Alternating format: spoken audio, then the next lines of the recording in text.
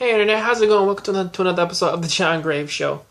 I'm sorry to say this, but last week, apparently, I was watching Kurokos basketball upon Crunchyroll, and apparently, I do believe that Crunchyroll is about two episodes behind upon Kurokos basketball because they had to go to another site to pretty much catch up on those. But a quick recap upon that is that episode 15 and episodes 14 and 15 in this case, they both were actually really good episodes going into, because pretty much I'm just going to cover them both right now and then drop way more information upon that in another video.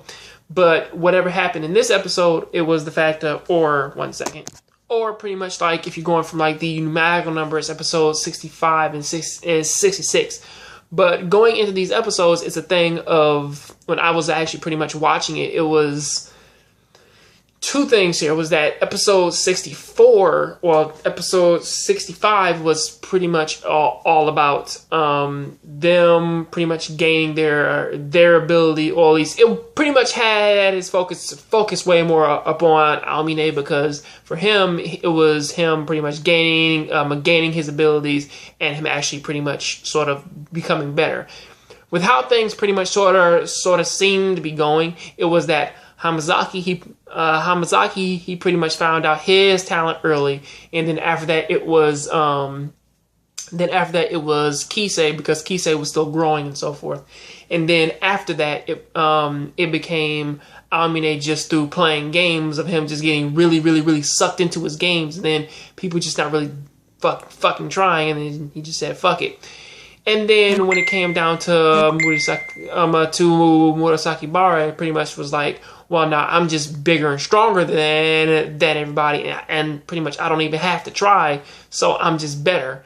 And for Midoriyama, it was just, if I can make these shots here, what's fucking stopping me from, just making a long shot? And he just found that he could just do it, because he just questioned, was like, wait, if I can make these normal shots, then why can't I make, threes from anywhere? And he fucking did it, and he can just fucking do it.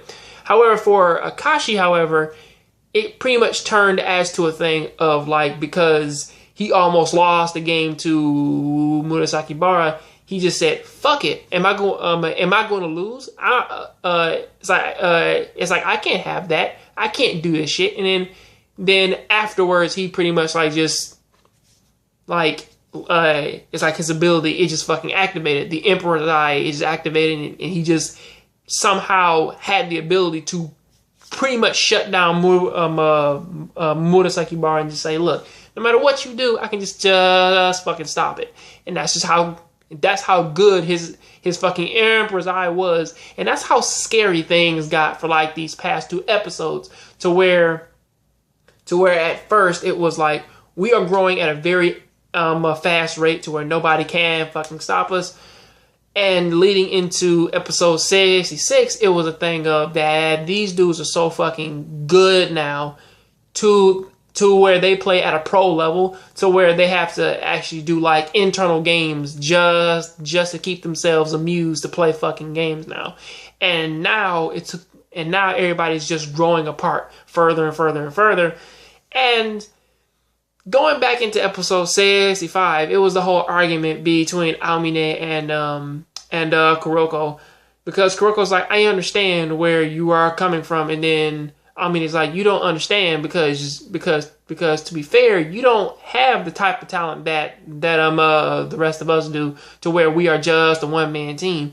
And Kuroko's like, I have to train just as hard as all of you to do that. And he's like, well, you just don't understand, because we are one-man wrecking crews and shit. And as we pretty much watch the season all the way up until this point, there are things in which that have been said and done which actually fuel Kuroko's ambition, because even though he was not necessarily, or at least even though his abilities they only work they only work in correspondence to his teammates, it's still a thing of that is his power. He is somebody who does have the ability to fucking turn the entire game around. And that is shown with his abilities. Even though they can stop a whole team on their own, Kuroko can pretty much like change the entire flow of a game on his own, as proven since like because of him, it was specifically Kuroko which took this team, which was nothing, and actually made it something to where it is now. Well, I won't say hands down, it was only him, but honestly, he was the foundation for that. Because even with Kagami and all his skills and all of these past things, even with all that, it was still Kuroko at his base, even from like in the front or in the back. It was still him doing all that, and that's what these 2 episodes what they do necessarily pull in.